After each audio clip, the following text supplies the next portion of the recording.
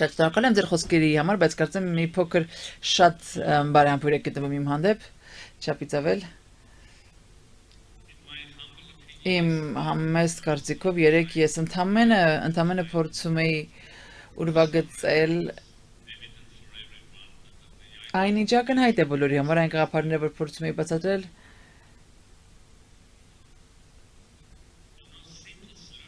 պարզ լուծումներ են դրանք, բայց սա հավանաբար գիտեք ինչ էի ուզում ասել։ Երբեմն պարզ լուծումները շատ պարզ դժվար է նկատել, շատ դժվար է հանգել դրանց, չգիտեմ ինչու է դա այդպես։ Միգուցե մարդ արարածի մտածողության էությունն է այդպիսին։ Մարդկային հոգեբանության արգասիկ է սա միգուցե, այնուհանդերձ։ Դուք ասացիք, որ խաղաղությունը, դե դուք հարցրեցիք արդյոք խաղաղության բաղադրատոմսը։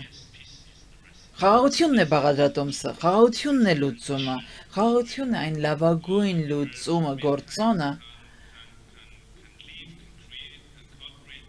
ինչի պայմաններում մարդարարածը կարող է ապրել, համագործակցել եւ ուրախ լինել, երջանիկ լինել։ Թեև այս գաղափարը շատ պարզ է, բայց լուծումը շատ պարզ չէ, եւ այս պարզ լուծումը չի իրականացվում պատմության ընթացքում աշխարհի բոլոր անկյուններում։ Միգուցե սա յուտոպիա է, չգիտեմ։ Բայց իսկապես շատ պարզ է, գոնե հասկանալը բարդ է։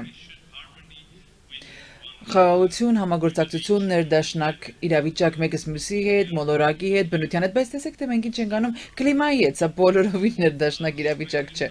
Ուստի իսկապես չգիտեմ,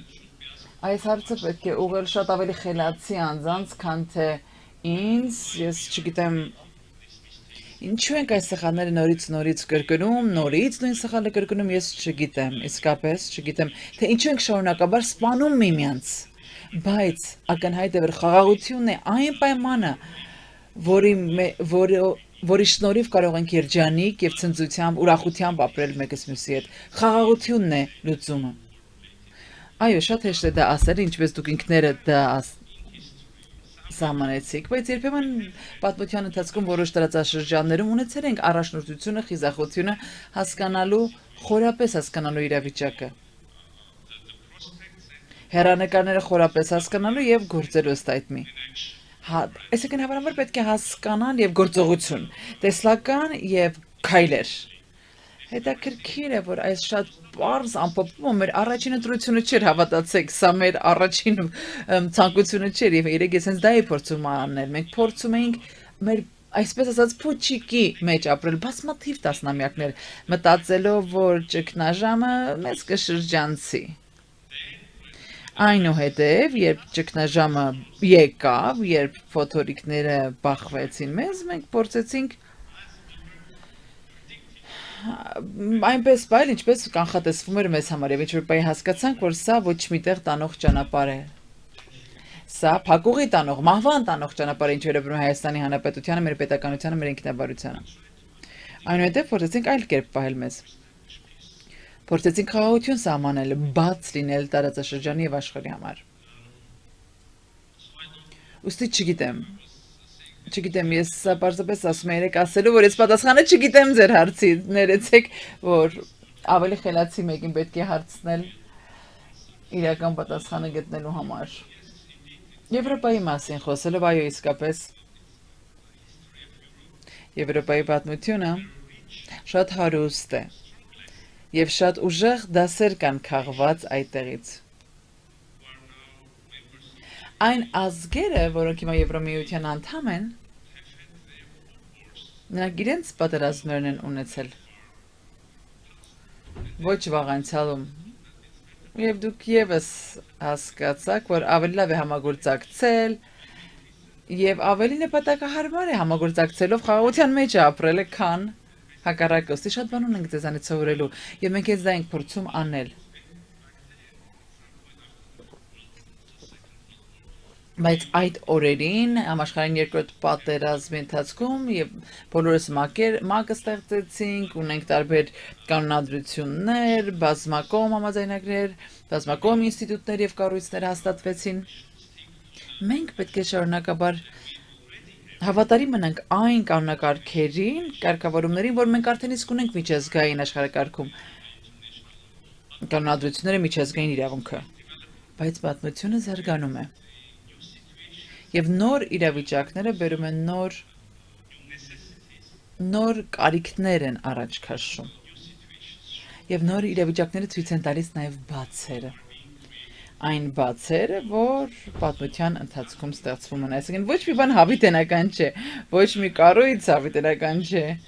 Եվ ես կարծում եմ ՄԱԿ-ը եւ Անվտանգության խորհուրդը եւս անելիք ունի դեռ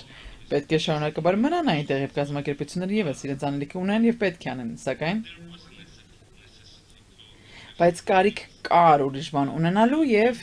ահա այդտեղ էր երբ խաղաղության խորհուրդը ստեղծվեց։